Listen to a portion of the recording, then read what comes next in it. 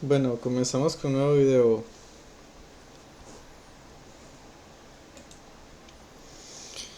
Ahora que he aprendido más, me toca buscar nuevas formas de comunicar lo que siento. David el Rey tocaba su arpa y sus oyentes lo admiraban, no por la literalidad de sus palabras, sino por la belleza de su ser.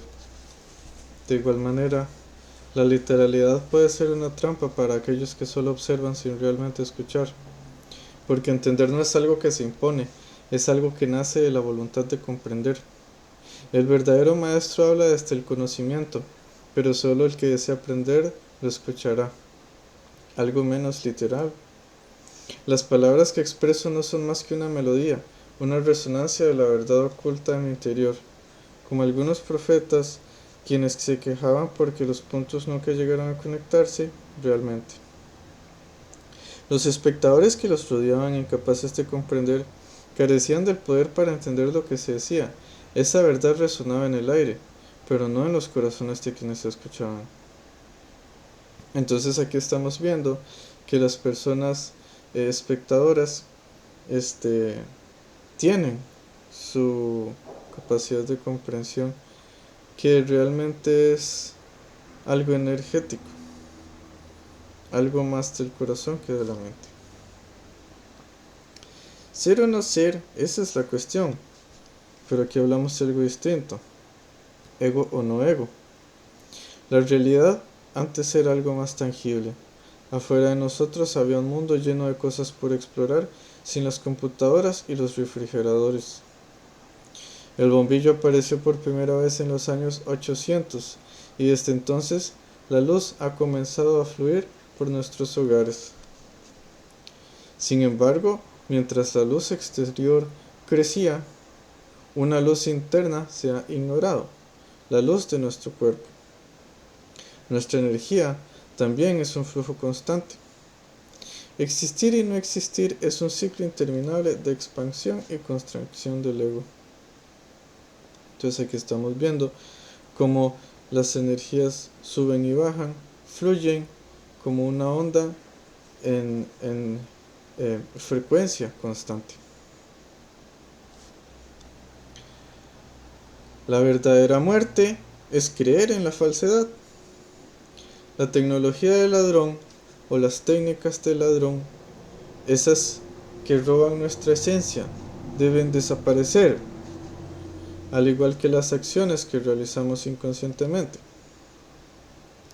como depredadores.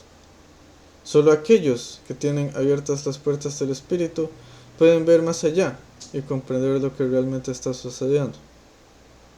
Lo que sucede entonces es que llenamos los espacios vacíos con información asumida, con cosas que nunca existieron, y esas suposiciones se convierten en una verdad o en una mentira. La ciencia ha sido evidenciada, por lo tanto podemos considerar la verdad porque la hemos comprobado, pero ¿qué sucede con lo que hemos imaginado? ¿Cómo podemos creer que es verdad algo que solo existe en nuestra mente? Los seres de una sola dimensión creen en sus propias verdades, pero esas mismas verdades pueden ser mentiras, porque traen la muerte al no estar en sintonía con Dios, con su creencia superior, con la verdad de verdad. Y es porque falta evidenciarlo todo, o al menos la incapacidad de mantener las puertas abiertas para la posibilidad de un entendimiento más profundo, como algo que no todos pueden reconocer. Puedes creer en mí, porque tengo esas puertas abiertas y por la misma integridad de todo. Mi disposición a no mentir lo hago por el bien de todo el que nos rodea. Mi compromiso con la verdad, aunque no todos la vean o la acepten. Entonces, la verdad y la mentira son en sí lo que estructura todo.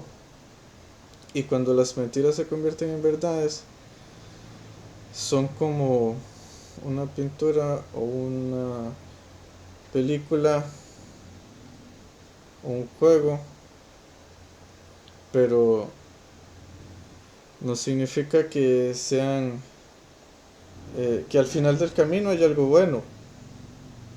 que al final del camino haya algo bueno, como por decirlo así, una mentira o una verdad que al final de su camino sea un robo, o una verdad que en el final de su camino tenga una recompensa. Entonces, los caminos que llevan a un precipicio son las mentiras. Por más lindas que sean y por más bellas que sean, son solamente enredos y al final del camino no encontraremos algo hermoso.